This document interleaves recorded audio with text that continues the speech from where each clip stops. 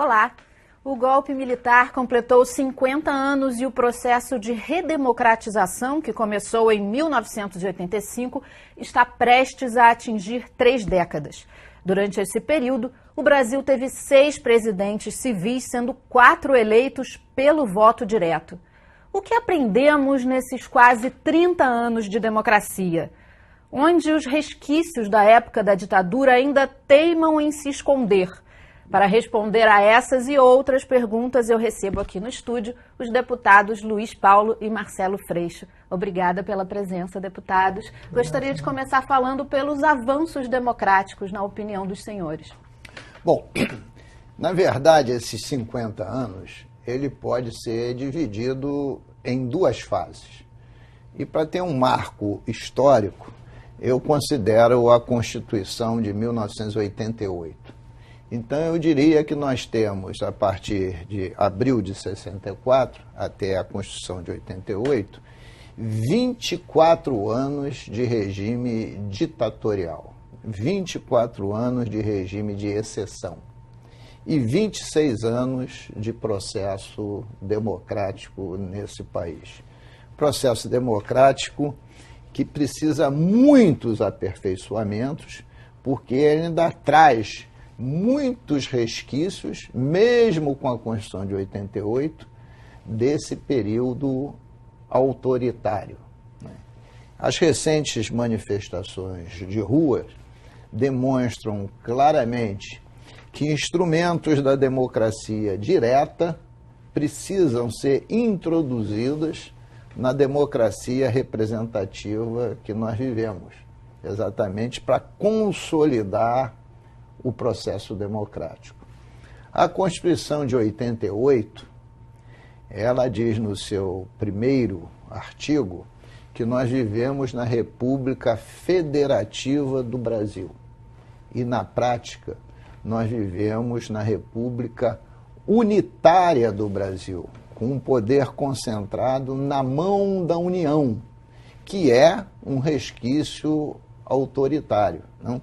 Então, eu acho que debater esses 50 anos e esse cotejo, praticamente meio a meio, num período virulento de regime de exceção e esses outros 26 anos de processo democrático, é o ato sadio que nós podemos fazer e trazer esse legado democrático com o aperfeiçoamento e consolidação da democracia e negar violentamente qualquer ideia manifesta de retorno dos tempos ditatoriais, quer venham eles da dita direita ou da dita esquerda. Da dita, porque realmente quem é democrata não pode, por hipótese nenhuma, ser a favor de qualquer golpe de Estado. Só para completar, tem um pensador, Luiz, o Vladimir Safatli, de São Paulo, ele tem uma análise muito interessante da ditadura nesse sentido que você está falando, que ele diz assim, nós sabemos que a ditadura civil-militar, porque não foi só militar, né? Enfim, os militares foram um instrumento e foram muitas os golpes civil-militares na América Latina que acabaram desenvolvendo um determinado projeto econômico e de desenvolvimento para todo o Cone Sul, mas ele diz o seguinte, que a ditadura brasileira foi uma das mais violentas, não em números necessariamente, porque a Argentina, por exemplo, tem um registro de mais de 30 mil desaparecidos, né? Foi uma ditadura absolutamente violenta. Você tem a ditadura do Paraguai, do Chile, do Pinochet, do Uruguai, enfim, você tem na América, Equador, Bolívia, você tem a América Latina inteira, porque isso evidentemente estava no contexto da Guerra Fria. Mas por que o Safatli diz que no Brasil foi uma das mais violentas? Porque foi indiscutivelmente a que mais deixou entulhos para o período democrático. Que tem exatamente isso que o Luiz está falando. Não há nenhuma outra ditadura que tenha deixado tanto entulho no período democrático quanto a ditadura brasileira, né? Então, por exemplo, desde todo um debate que a gente pode fazer sobre memória, o direito que qualquer povo tenha memória, a dificuldade que no Brasil se teve para ter acesso aos documentos, acesso às informações. Imagina, o Vitela, na Argentina, que foi um grande ditador, um dos principais responsáveis, morreu mais de 80 anos preso, com 2 condenações por crime contra a humanidade. Isso é inimaginável no Brasil, que a gente não teve nem acesso aos documentos. Enfim, então você tem desde um problema de memória até problemas muito concretos, por exemplo, e principalmente na área de segurança pública, né? O modelo de polícia que a gente tem, né? A presença da tortura como instrumento de Estado, os desaparecidos. No Rio de Janeiro, ano passado, teve 6 mil desaparecidos. Nenhum lugar do mundo que viveu uma ditadura tem tanto desaparecido pós-ditadura como no Brasil, né? Então são muitos entulhos, principalmente na área de segurança, mas não exclusivamente, né, que nós herdamos desse período. Por isso que esse debate é tão importante. Deputado, como o deputado Freixo já falou, em que outros aspectos a gente pode falar de resquícios? Olha, o termo que mais foi usado na Constituinte de 88 era varrer da Constituição Velha o entulho autoritário. Né? Era o termo que mais você ouvia. E algumas coisas foram removidas, mas você não pode esquecer que aquele Congresso Nacional de 88, né, tinha uma composição também herdada com mentalidades do próprio período ditatorial. Claro. Apesar de ter parlamentares de vanguarda, foram ali, porque os grandes parlamentares antes da ditadura de vanguarda, eles foram caçados e alijados por 2 décadas da vida pública. Então, muito poucos retornaram ao parlamento.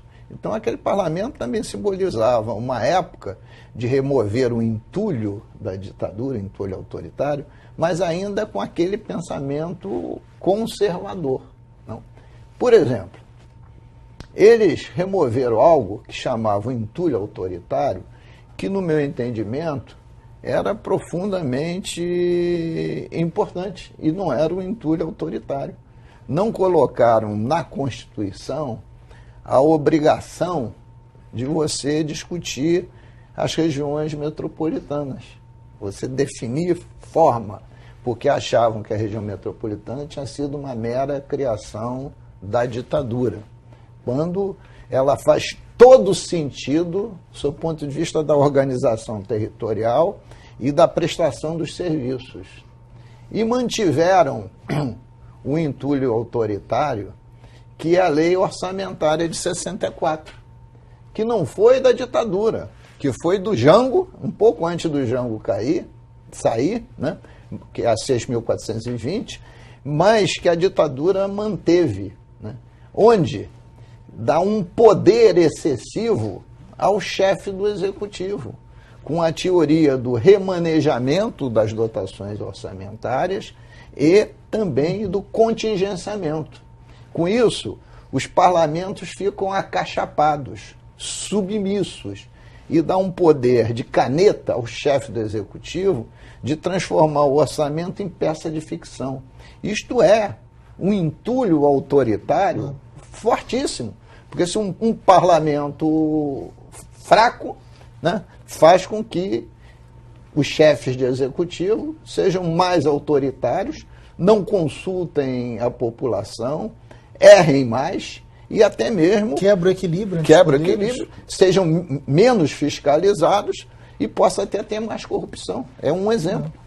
O próprio debate da reforma agrária, né, que você vê a quantidade de coisas que você fala aqui rapidamente como entulho da ditadura. Se nós pegarmos o discurso do João Goulart, o discurso do 13 de maio, né, que também completa 50 anos agora, o discurso do João Goulart falando das reformas de base é um discurso atual.